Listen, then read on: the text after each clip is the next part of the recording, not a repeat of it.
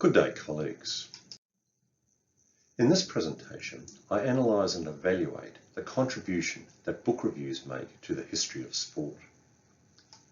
Book reviews are a long-standing and highly visible element of the leading journals in our field.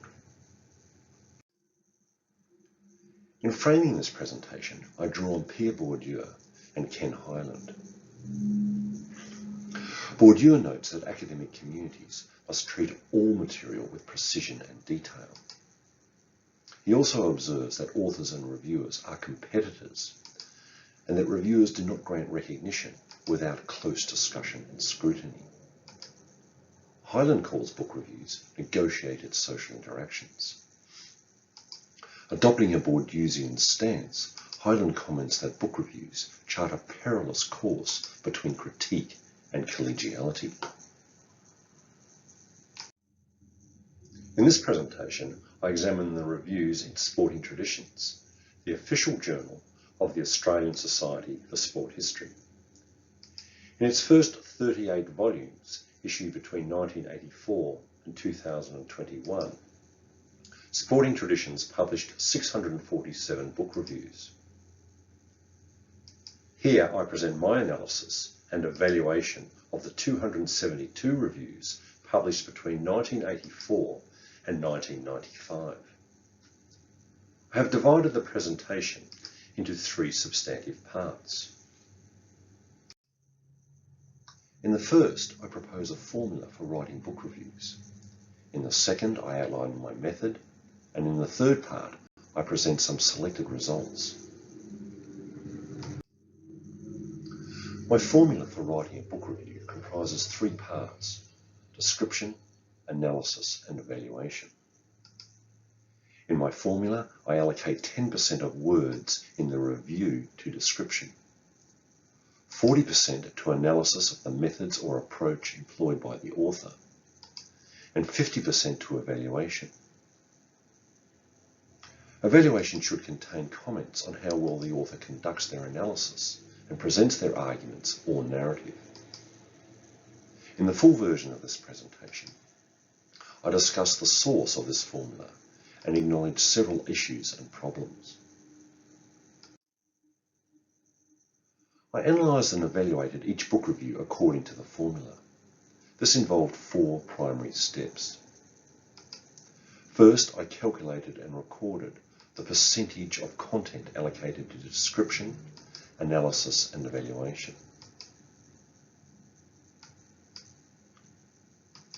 Second, I calculated and recorded the percent of evaluative content based on epistemic and attitudinal criteria. Epistemic evaluations focus on evidence, claims of accuracy, and degrees of certainty or reliability. Epistemic evaluations are presented as judgments of probability. Attitudinal evaluations express opinions that are typically felt or apprehended as affects and are presented on a good-bad axis. Reviewers express their attitudinal and epistemic evaluations lexically through terms such as interesting, perhaps, and unclear, and in clauses such as there is little evidence to suggest. I then recorded the allocation of praise and criticism in the introduction and conclusion. General statements of praise and criticism tend to be concentrated in the introduction or the conclusion. In the introduction, general statements establish the tone of the review. In the conclusion, they express an overall assessment. I recorded all the data on an Excel spreadsheet.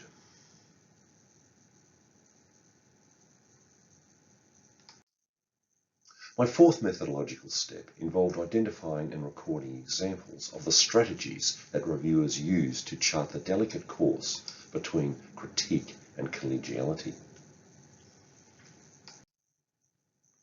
Let me highlight some results. First, description.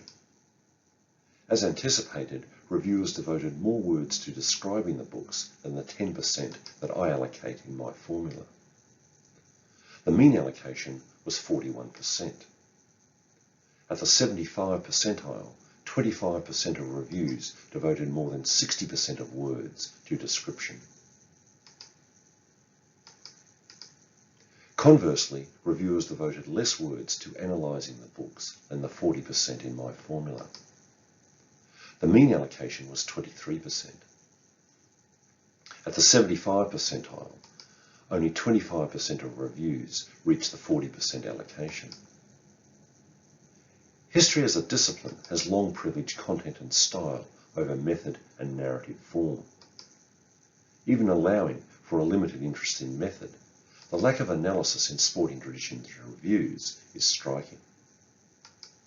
Even the analysis of sources, the bedrock of history, is scant.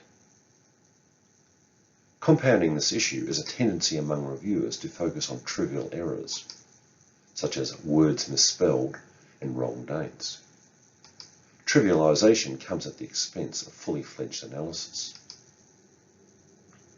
While reviewers are quick to comment on writing style, none analyse the author's narrative form, their metaphors, tropes, plots, arguments, or ideology.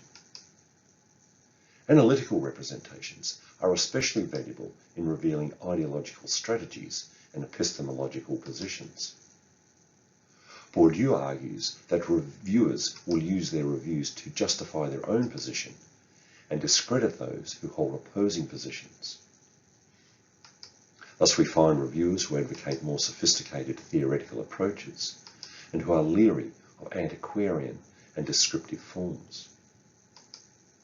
And we find reviewers who are critical of, in the words of one, alarming and grandiose theoretical statements that lead to historical speculation rather than explanation.